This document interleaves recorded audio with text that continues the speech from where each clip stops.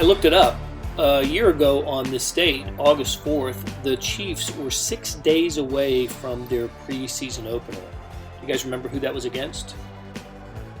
Me neither. I had to look it up. The Cincinnati Bengals. The Chiefs won that game. It turned out it was the only preseason game the Chiefs won in 2019. So obviously not an indicator of things to come. Hey, we know there's no preseason opener in 2020 because there are no preseason games, but there is a training camp and all the Chiefs are there. Welcome to SportsBeat KC, the Kansas City Star's daily sports podcast. On today's show, you'll hear from Andy Reid. He met with the media on Tuesday for the first time in a couple of weeks and talked about the Chiefs who have opted out, like running back Damien Williams, and those who are in the fold, like offensive guard Kelechi Osemele, and several other topics. Hey, after a break, you'll hear from the always interesting Tyrann Mathieu. He met with the media late last week and emphasized the team's veteran leadership. But let's get started with Andy Reid. So listen, we're excited to be back. We've had now a chance for the rookies to go through the first phase of this training camp, and that's lifting and conditioning with a walkthrough. And then they were able to start today with their padded shirts and helmet practice, and that went well. Again, numbers are minimal for how many rookies we have. So, but we were able to get some work done with them, which is great. I mean, for not having the time that we had before, to have it now is perfect. So, and then the veterans are continuing to lift. They've got about 4 more days of that program and conditioning. So. And then they'll be back up and going through this same process with that the rookies are with the padded shirts, and we'll kind of mesh them together at that point, and everybody will work together. So the rookies went this morning separate from the veterans, so they had a little bit earlier practice than what the veterans did. Anyways, all's gone well.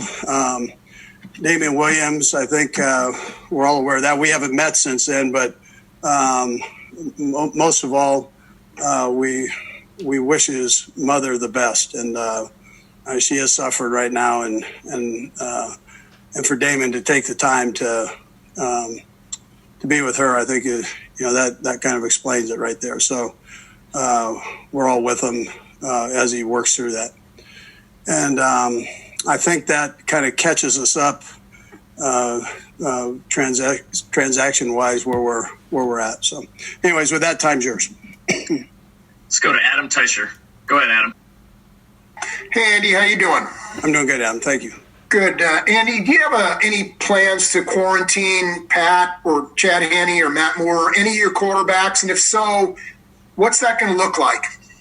Yeah, so we're not in a position where you can quarantine guys. So that's not the way the camps are set up and what's in the collective bargaining agreement. So, which I understand. Now that's where it becomes important that everybody takes care of themselves the best they can when they're away, and also in the building. But most of all, when they're away, they've been doing a great job, Adam, of wearing masks, doing the right things in meetings, and with that on the practice field when needed. Again, that's not mandatory there, but certain guys wear them, certain guys don't.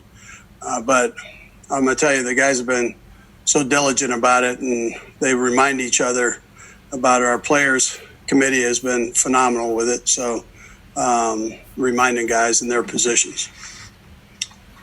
Let's go to Herbie. Go ahead, Herbie.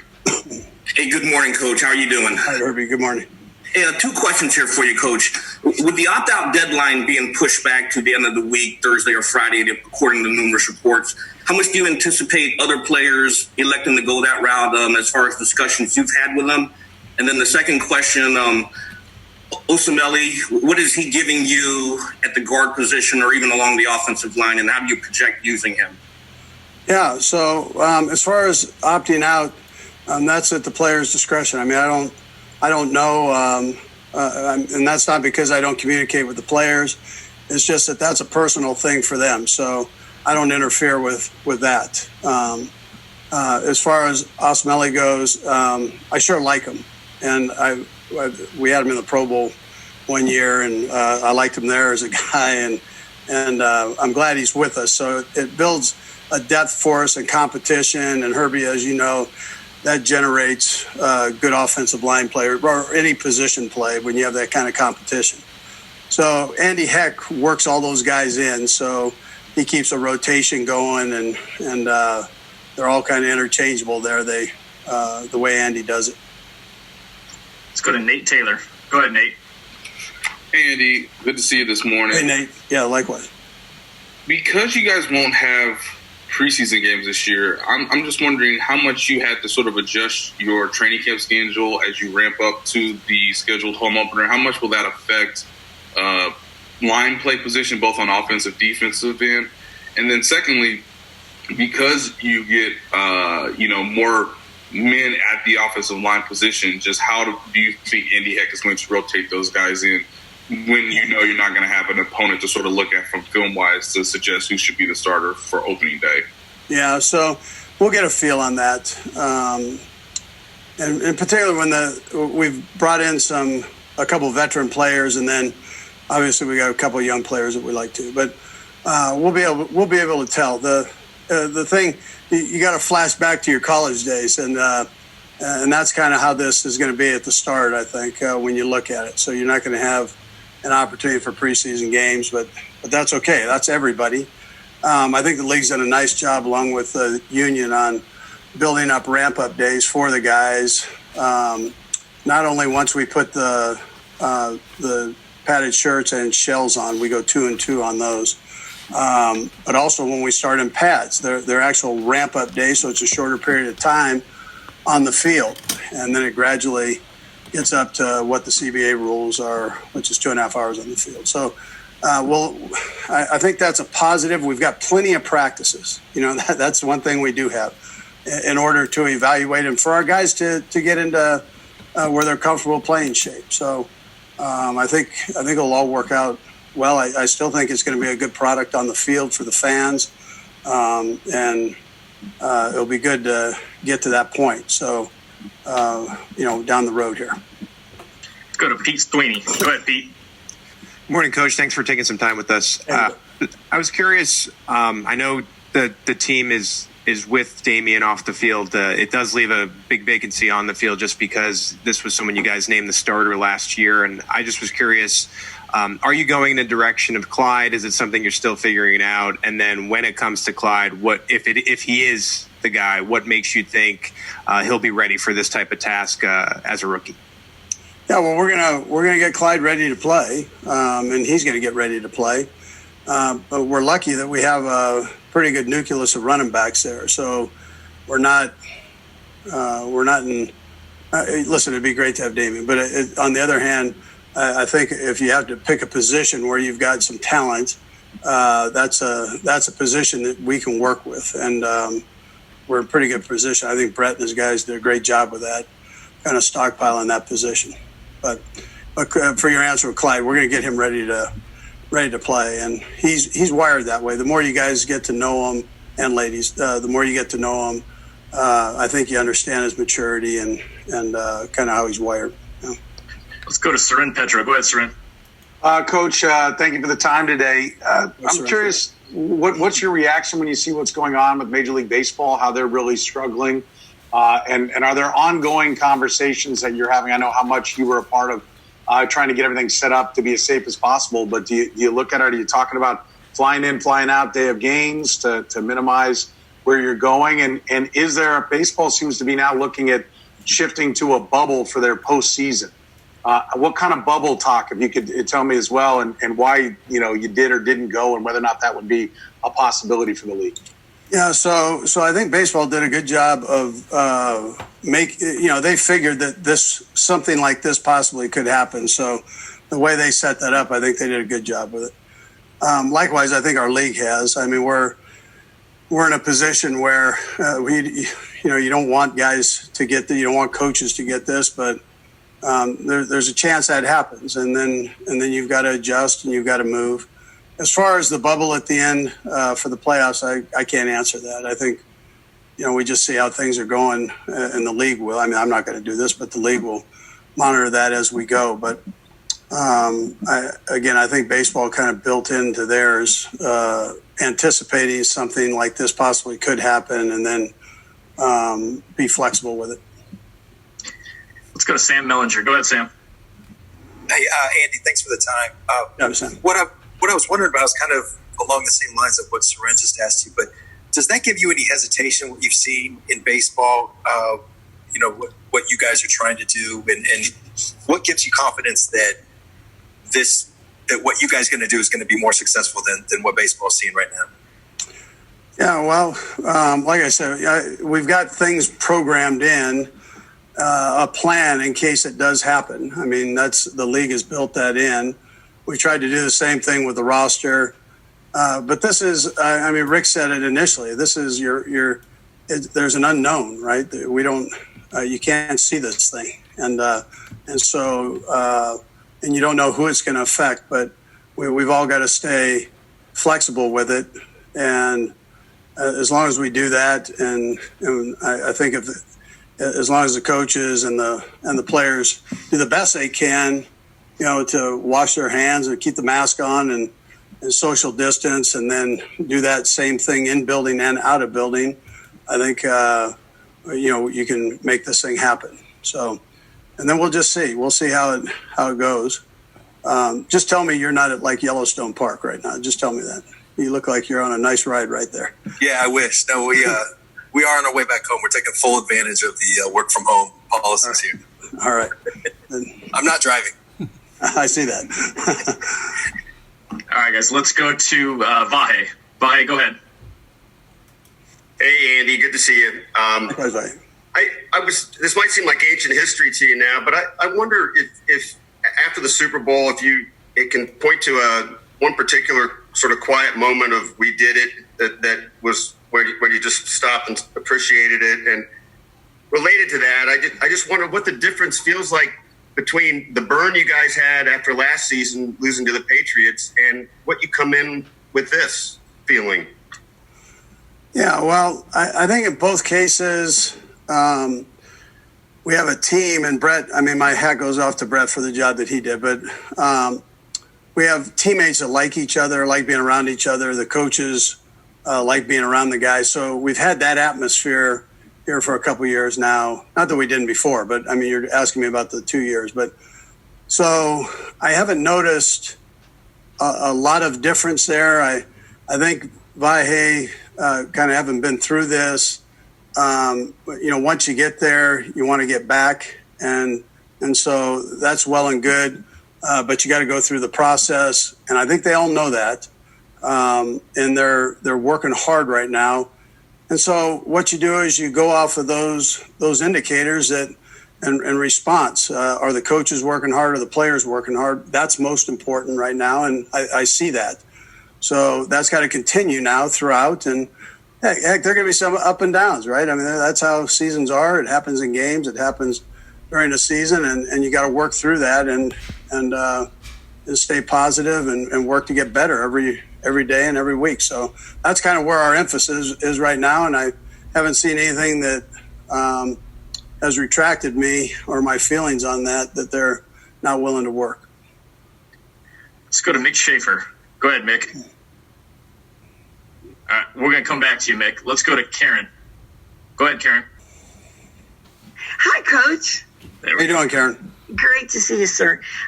Two questions. One, have you been able to talk to Coach Peterson after his COVID diagnosis?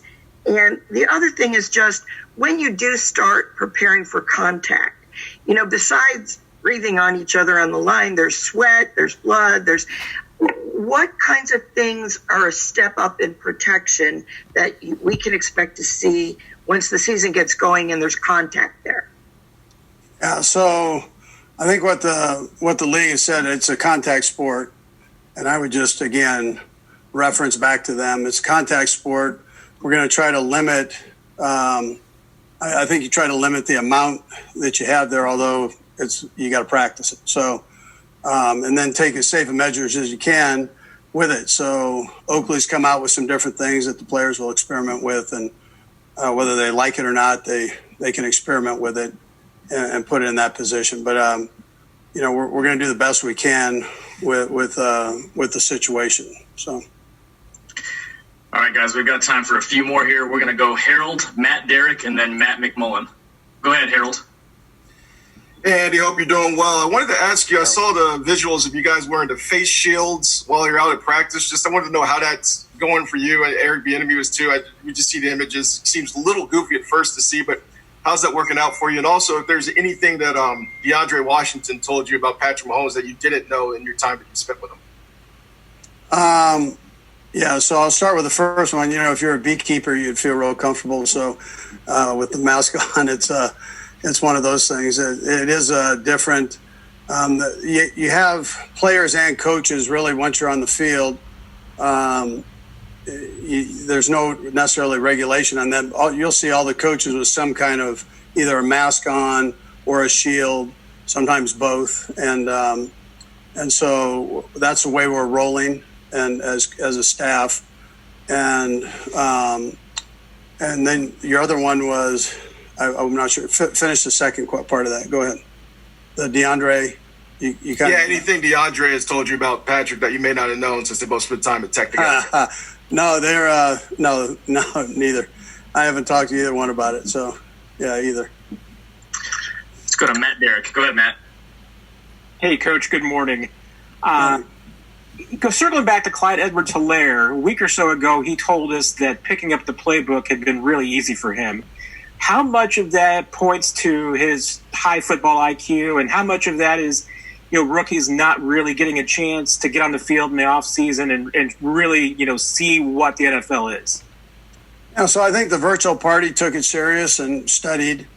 And then he's a sharp kid. I mean, he's been blessed upstairs there, so he picks things up fairly easy. Now we'll overload him here once the veterans get in. I mean, that's just how it goes, and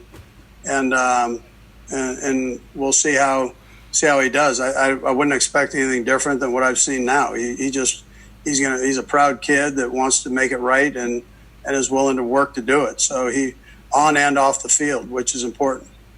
Let's go to Matt McMullen for our final one.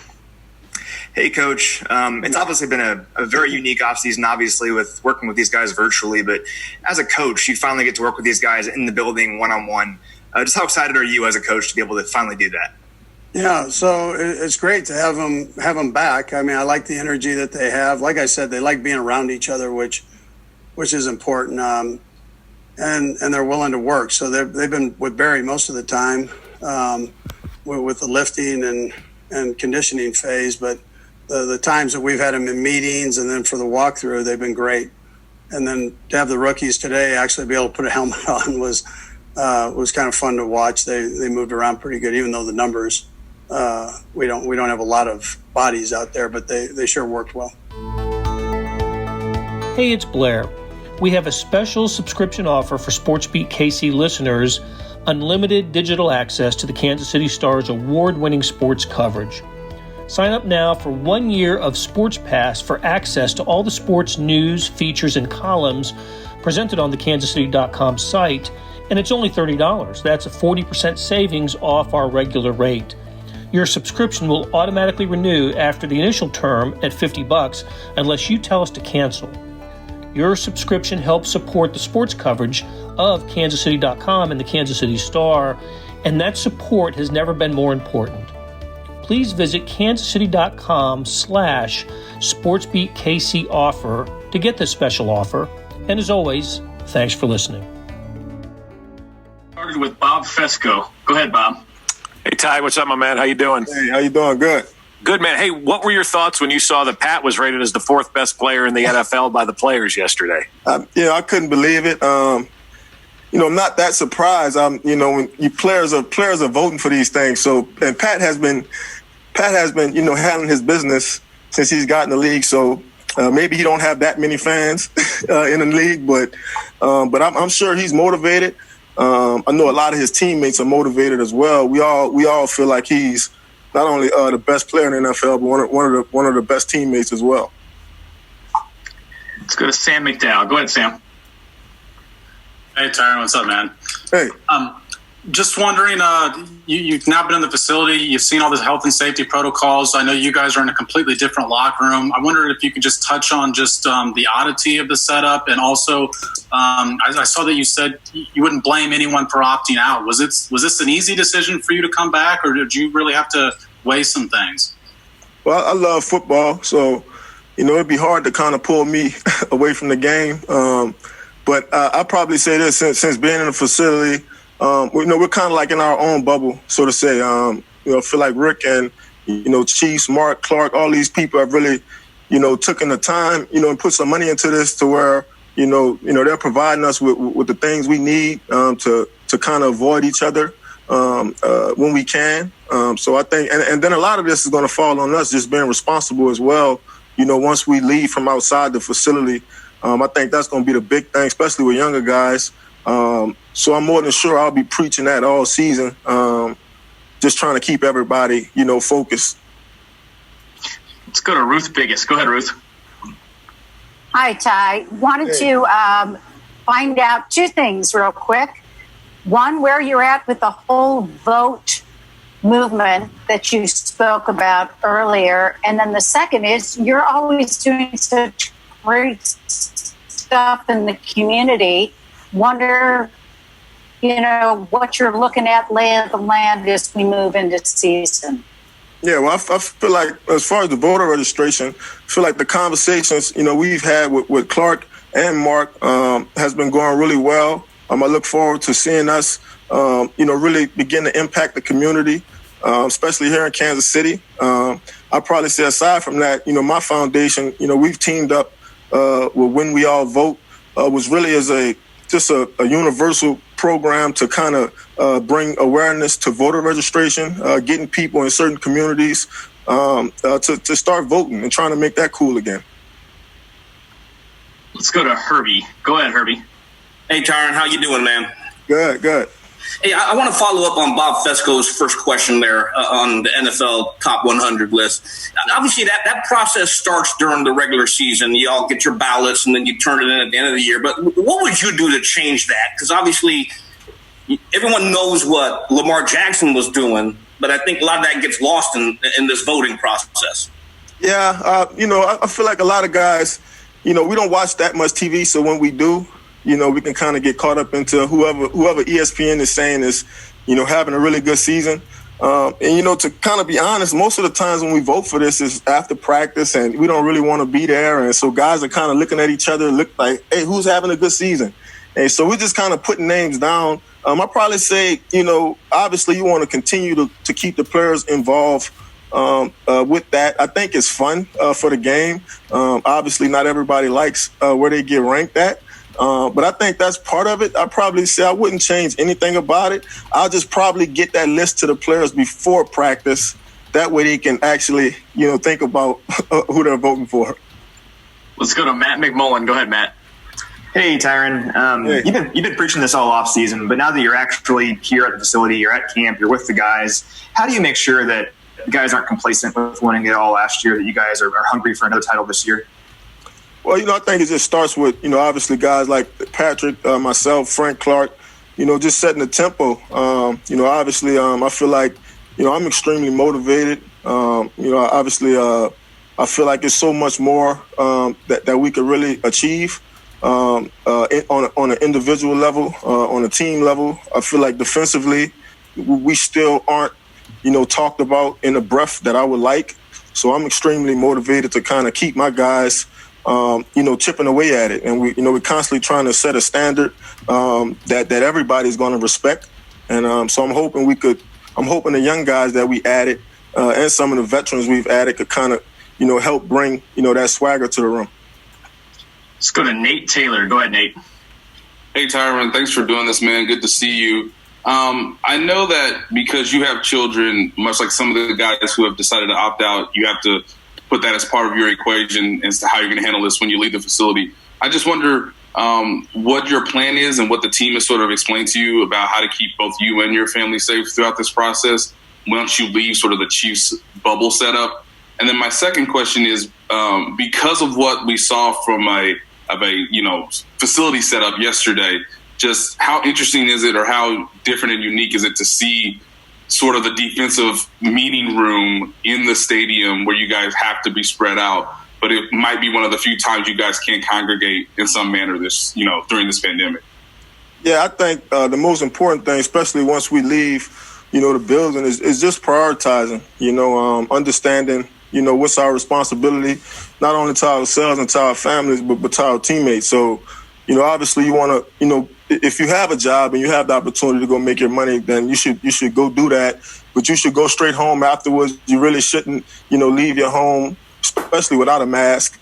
You definitely shouldn't leave your home to go, congregate with, lots of people. So I'll probably say that's the biggest emphasis is to, let's just focus on football. Let's just focus on our families, and let's try our best to kind of limit, the access, we have to other people. I'll probably say this, going into the facility, especially the stadium, the meeting rooms yesterday, I feel like everything is where it's supposed to be. I feel comfortable. Feel like there's enough space.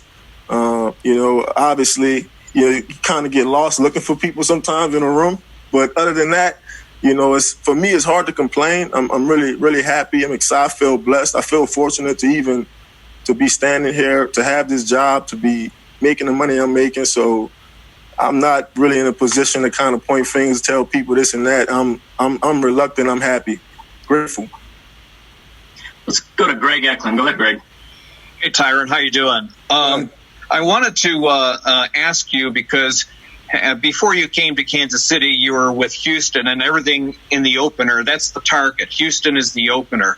And do you sense from being there and being in Kansas City now, and from the two meetings last season, that this is kind of a rivalry that's shaping up much in the way that the Colts and the Patriots had through the years? Well, yeah, for sure. I spent the season with, Deshaun Watson, and, I feel like, being with Patrick last season, both of those guys are pretty similar into what they bring to their team. Obviously both of them are the franchise guys, and both of them are highly competitive. They come in the building with the right spirit, the right attitude. They work the right way. And obviously they have the talent to lead a football club. And I think anytime you have two guys like that in that position, in the same conference, it's going to be special, especially once you talk about getting into playoff football and championship football. I wouldn't mind playing against Deshaun Watson in big games. Feel like he's one of those players that brings it out of you. He makes you prepare the right way, and I'm sure Patrick does that as well for a lot of people. Let's go to Pete Sweeney. Go ahead, Pete. Hey, thanks, Tyrann, for taking some time with us. I just have two quick ones. First, going back to the NFL Top 100, even in the All-Pro list, you ended up taking what was a 4-year break, and I just was wondering, do you think that there was anything different that happened with you last year that led to this elite level of play, like something that you could zone in on? And then my second one was, what are your expectations for Juan Thornhill, who's your running mate now, in his return this year? Yeah, I'm not sure, for one, I find any little reason to motivate myself. I can tell myself anything and spin it in my head anyway. So, I don't really care too much about the top 100 unless I make myself care. I'm highly motivated to prove to everybody that I'm one of the best, players in this game. And I still have that motivation. I'll probably say my hope for Juan is that, obviously he take it easy. He don't put any, extra stress on himself. Obviously, he plays for a good football team, and I think we have the ability to play late into the season. I think him being a young guy, I think the most important thing for him is his health. So as long as he could kind of keep that in front of him, being anxious to play, I think he'll make the right decisions. I feel like Rick and his staff they're pretty transparent. They're probably the best in the business when you talk about coming back from injuries and whatnot. So I know he'll be ready to roll, but obviously you don't want him to feel like he has to put too much pressure on himself early on. All right, guys, I know we've still got a lot of hands up. We're going to do a few more. Let's go to Breland. Go ahead, Breland. Tyrann, you kind of touched on it on Twitter already about the NFL and NFLPA agreeing to limit player activity outside of work. How does this affect your team bonding and building that team chemistry? Because I know that's so vital for you guys. Yeah, it's going to be tough, especially last season. I used to try to have the guys over every week, just watch football, kind of interact, get to know each other outside the game. I just feel like that's so fundamental into, playing hard for the person next to you. So obviously I feel like we're going to have to find some ways to, maybe we'll get in groups of 5 and space out, I don't know, but I feel like that was something that really brought us close together, especially as the season went along.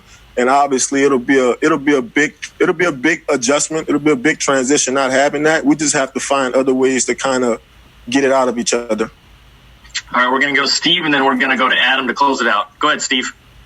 Hey, Tyrann, how's it going? Hey, good. Hey, you're always giving back to the various communities, whether it's Kansas City or your home state in Louisiana. During this pandemic, you've been virtually mentoring at-risk youth to curb the violence in Louisiana. Can you speak about that and how that partnership came about?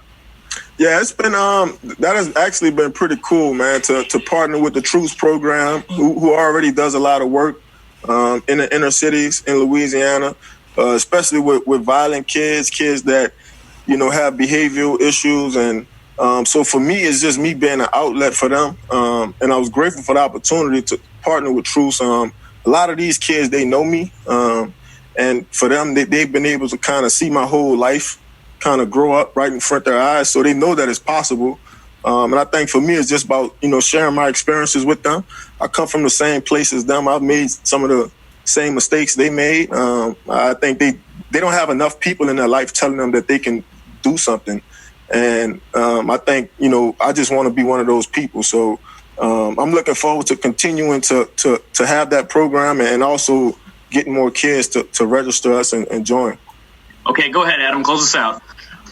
Hey, Tyrann, just wanted to ask you about this upcoming season. We just heard Travis Kelce say that he kind of feels like the team's a little bit behind the 8 ball with just the limitations on what you guys have been able to do. For you personally, as a leader on the team, how important is it to make sure that you bring along these young guys to help them get ready for the season and for this off season? What did you have to do to really make sure that you came in shape and ready to go? Yeah, I think, the most important thing, especially me, in my group, I have a lot of young guys in my group. So I'm always trying to lead them the right way, obviously trying to set the right examples for them. We've been already having certain conversations about this season and how tough it's going to be and how long it may feel. And I think it's going to be important for us to continue to lean on each other for positive spirit, for positive confidence, and, not really, get sidetracked. I think the most important thing is team right now. And obviously outside of that, taking care of your families. That'll do it for today. Thanks to our production staff of Derek Donovan, Randy Mason, Savannah Smith, Beth Welsh, Jeff Rosen, and Chris Fickett. Links to Chief stories can be found in the show notes and on kansascity.com. Earlier in the episode, you heard me talk about the Sports Pass offer. It still stands and still a good one, $30 for a year's worth of sports coverage, and that includes Sports Extra that comes with the e-edition. There are 47 additional pages of national sports coverage today in the Sports Extra. Here's an even better offer. Buy the entire Kansas City Star product. Sports news, features, commentary, and analysis, the whole thing. You get all the stories written by my talented colleagues, plus additional news, sports, and business coverage. The details at account.kansascity.com/subscribe. That's account.kansascity.com/subscribe. And whether it's the Sports Pass or the full subscription, you're getting and supporting the best sports and news coverage in Kansas City and helping us produce programs like SportsBeat KC. Thanks for listening, and we'll be back on Wednesday with another episode.